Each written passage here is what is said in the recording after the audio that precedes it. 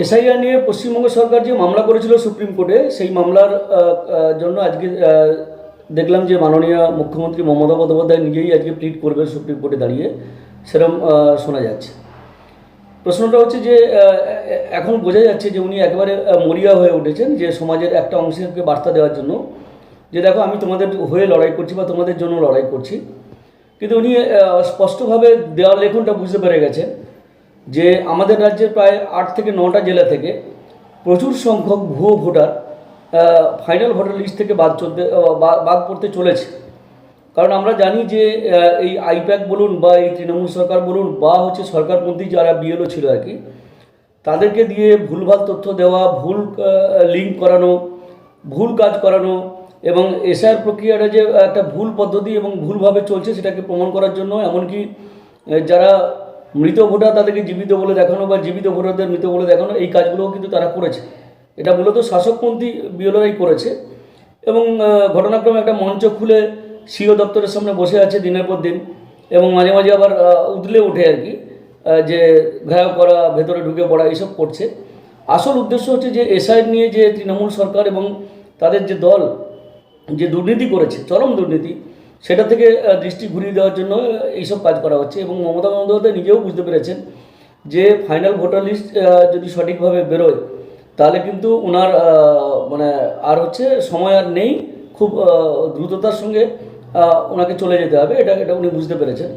সেই কারণেই কিন্তু এই ধরনের নাটকবাজি করা, দিল্লিতে গিয়ে এর দুয়ারে ওর দুয়ারে ঘোরা, এমনকি সুপ্রিম কোর্টে গিয়ে নিজেকে প্লিড করতে হচ্ছে। তাহলে আমাদের প্রশ্ন, এই যে 26,000 যে শিক্ষক শিক্ষিকা শিক্ষাকর্মী যারা ছিলেন, তাদের মধ্যে যারা টেন্টেড বা দাগি ছিল তাদের কথা ছেড়ে দিন, তাহলে যোগ্য শিক্ষক যারা ছিলেন তাদের হয়ে আপনি সুপ্রিম কোর্টে একবার প্লিড করলেন না কেন?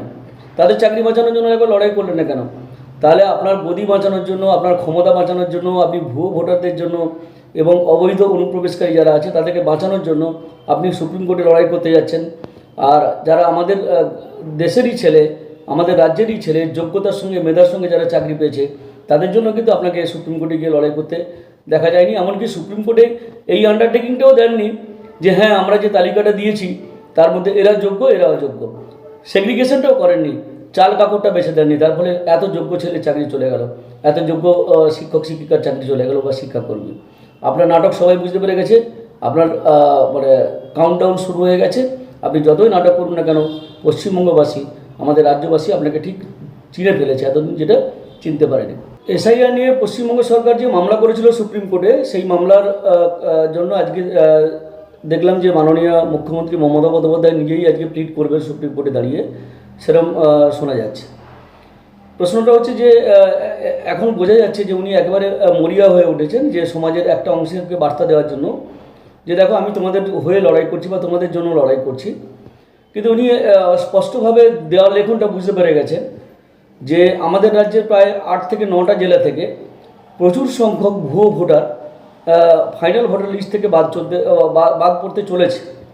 কারণ আমরা জানি যে এই আইপ্যাক বলুন বা এই তৃণমূল সরকার বলুন বা হচ্ছে সরকারপন্থী যারা বিএলও ছিল আর কি, তাদেরকে দিয়ে ভুলভাল তথ্য দেওয়া, ভুল লিঙ্ক করানো, ভুল কাজ করানো এবং এসআইআর প্রক্রিয়াটা যে একটা ভুল পদ্ধতি এবং ভুলভাবে চলছে সেটাকে প্রমাণ করার জন্য, এমনকি যারা মৃত ভোটার তাদেরকে জীবিত বলে দেখানো বা জীবিত ভোটারদের মৃত বলে দেখানো, এই কাজগুলোও কিন্তু তারা করেছে।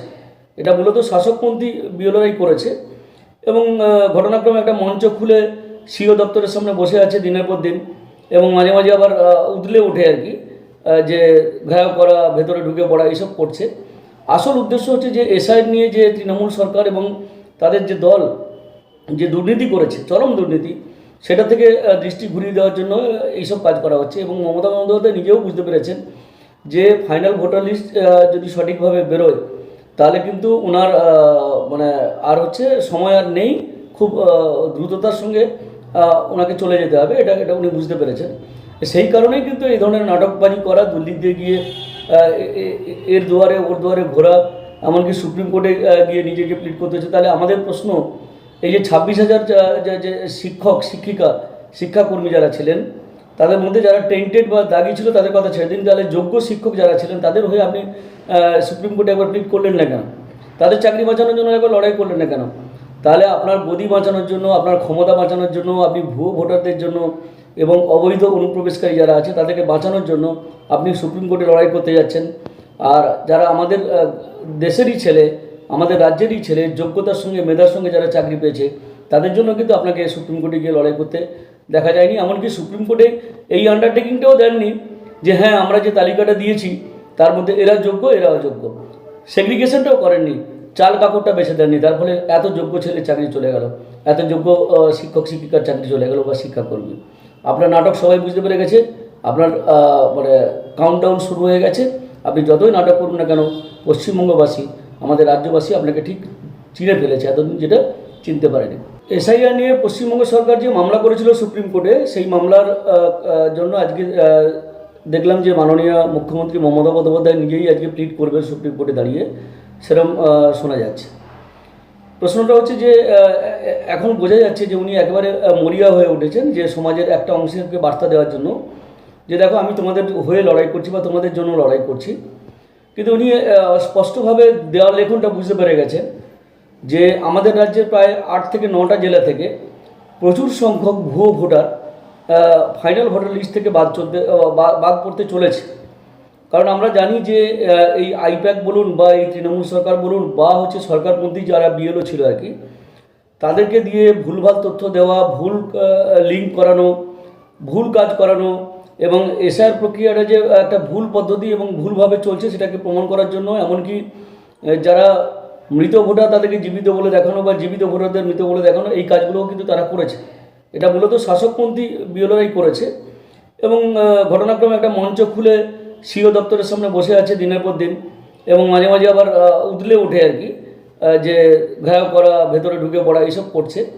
আসল উদ্দেশ্য হচ্ছে যে এসআইআর নিয়ে যে তৃণমূল সরকার এবং তাদের যে দল যে দুর্নীতি করেছে, চরম দুর্নীতি, সেটা থেকে দৃষ্টি ঘুরিয়ে দেওয়ার জন্য এইসব কাজ করা হচ্ছে। এবং মমতা বন্দ্যোপাধ্যায় নিজেও বুঝতে পেরেছেন যে ফাইনাল ভোটার লিস্ট যদি সঠিকভাবে বেরোয় তাহলে কিন্তু ওনার মানে আর হচ্ছে সময় আর নেই, খুব দ্রুততার সঙ্গে ওনাকে চলে যেতে হবে, এটা উনি বুঝতে পেরেছেন। সেই কারণেই কিন্তু এই ধরনের নাটকবাজি করা, দিল্লি দিয়ে গিয়ে এর দুয়ারে ওর দুয়ারে ঘোরা, এমনকি সুপ্রিম কোর্টে গিয়ে নিজেকে প্লিড করতে হচ্ছে। তাহলে আমাদের প্রশ্ন, এই যে 26,000 যে শিক্ষক শিক্ষিকা শিক্ষাকর্মী যারা ছিলেন তাদের মধ্যে যারা টেন্টেড বা দাগি ছিল তাদের কথা ছেড়ে দিন, তাহলে যোগ্য শিক্ষক যারা ছিলেন তাদের হয়ে আপনি সুপ্রিম কোর্টে একবার প্লিড করলেন না কেন? তাদের চাকরি বাঁচানোর জন্য একবার লড়াই করলেন না কেন? তাহলে আপনার গদি বাঁচানোর জন্য, আপনার ক্ষমতা বাঁচানোর জন্য, আপনি ভুয়ো ভোটারদের জন্য এবং অবৈধ অনুপ্রবেশকারী যারা আছে তাদেরকে বাঁচানোর জন্য আপনি সুপ্রিম কোর্টে লড়াই করতে যাচ্ছেন।